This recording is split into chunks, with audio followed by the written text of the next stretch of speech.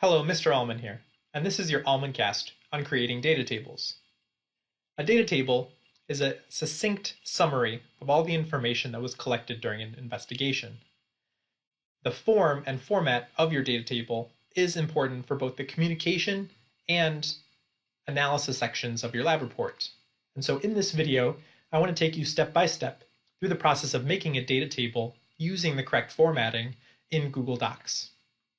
For this example, we're going to use the experiment based on the rate of cell respiration in pill bugs, in which the independent variable is temperature and the dependent variable is percent oxygen concentration. Before I actually create my table, I need to review what the form and amount of data that I have is. So the data that I have in this case, for this example, is a handwritten data table, which I would need to transcribe in an electronic way. What I have is the percent oxygen recorded every 30 seconds for 3 minutes. My independent variable is divided into 5 groups, all experimental with no control group. And each of those 5 temperatures was repeated 5 times. The goal should always be to create one large data table that is well organized and includes all of the information, rather than splitting it up across multiple tables. In order to draw a table, you can go to the Insert menu and select Table from the drop-down. Now you can make an educated guess about how many columns and rows that you'll need. For columns, each column is going to be a different measurement of my dependent variable. Because I'm measuring time every 30 seconds for 3 minutes, I know that I'm going to need at least 6 columns for my different percent oxygen measurements. I'm also going to need a column to be able to record the labels for my independent variable. In terms of rows, I'm going to have 5 temperatures with 5 repetitions each, so that's going to be at least 25 rows. The drop-down menu is going to limit me to 20, but I can always add those in later. I want to start at the very top with my title. So before I ever begin labeling any specific columns and rows, I want to give this a very descriptive title.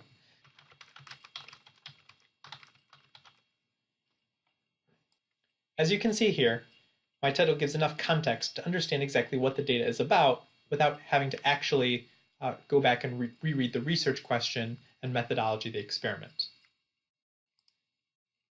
Next, I want to start to create my column titles.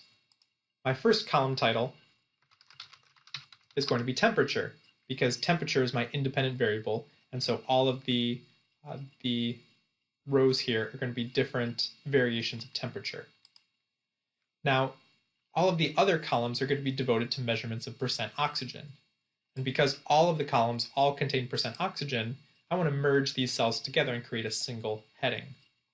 I highlight all of the boxes that I want to merge, and then I right-click to bring up my editing menu and select Merge Cells. Now, I can type in the heading of my dependent variable.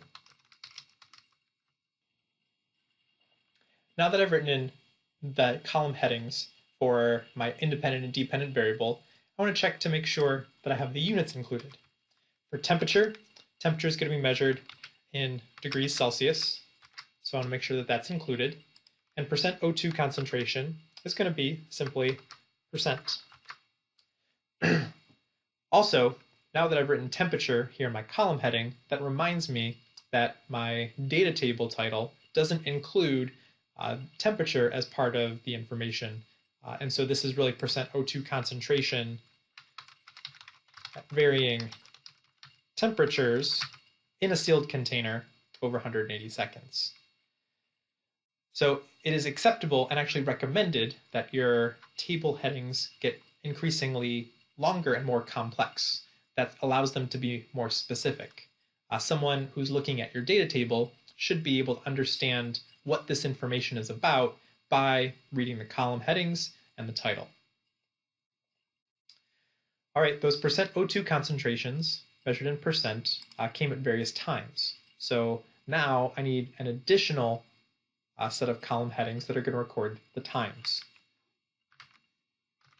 So 0 seconds through 3 minutes. All right, here you can see the first opportunity where I need to adjust the number of columns and rows that I have. When I set up my column headings, I forgot that I had an initial setting at 0 seconds, and so it's necessary for me to add another column. Again, I can right-click on the end, and from my menu choose to insert a column to the right. That's going to give me now one additional column where I can put in my final 3-minute observation, which is at 180 seconds. Now I can adjust and re-merge to make sure that that %O2 concentration carries all the way across. While I'm doing that, I'm just going to center and bold it to help me to increase the prominence of this column heading. Okay, now this part here, there's no time. This is still temperature. And so I'm going to take and I'm going to merge those two cells so that now I can see that temperature is in this first column. The rest of the columns are particular time period measurements of %O2 concentration. Now I can begin to put in my row headings, my row titles. So for temperature, I have 5 different temperatures, each of which are recorded at 5 different times. So instead of putting the first temperature, which I think is 15 degrees, I could write 15 in each of these rows, but what that doesn't allow me to do is to be able to clearly see that this is together makes up a group. So instead of doing that, I want to take and write 15 just one time, take those 5 different columns and merge those together. By merging those together, now that allows me to be able to see that it is 15 and it's simply repeated 5 different times. I can also move this around and make that 15 a little bit more prominent. For example, centering it and increasing it in size. Then that's going to, again, make sure that it clearly stands out that 15 degrees is going to be the temperature here. So I'm simply going to repeat that process now for my other temperatures. Okay, when I get to the bottom, I can see that now I don't have enough rows. When I get to the end, I'm simply going to hit Tab to add additional rows. I could also add new rows by right-clicking and bringing up the Insert Row Below function. 1, 2, 3, 4, 5.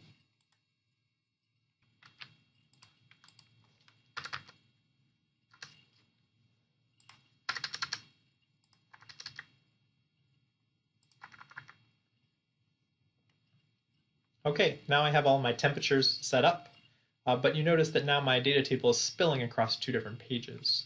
So this is a problem because a well-formatted data table is going to be able to fit onto one single page.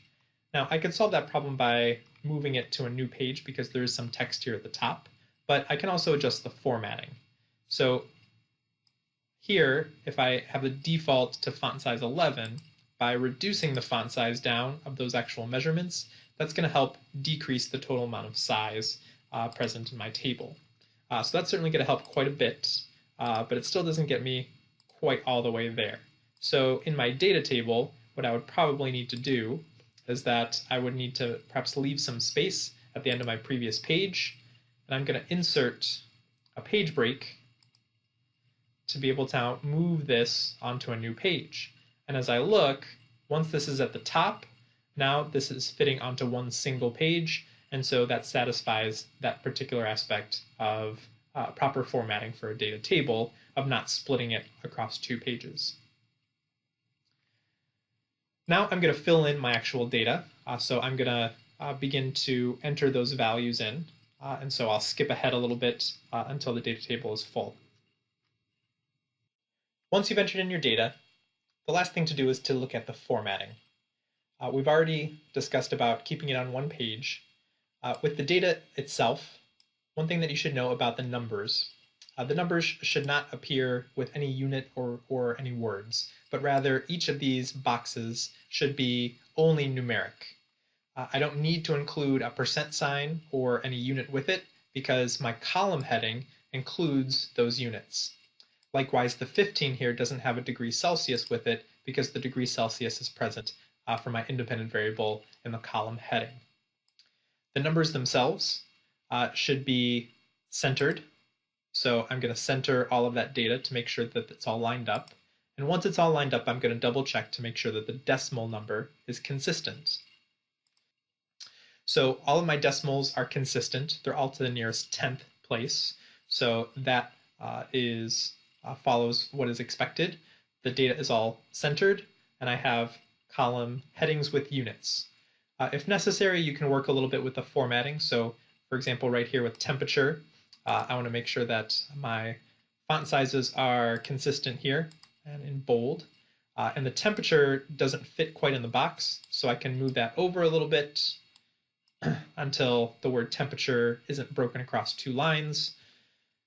If you find that you move a lot, what you can do is then use the feature. If I right click and bring this menu up in, there is a distribute columns, and that's going to make all the columns that I've selected equally wide with each other. And that's a nice feature that allows you to make sure that I keep consistent the size of those particular boxes. Okay, so that gives you a good taste of the step-by-step for how to be able to make a data table. In this case, this is a raw data table.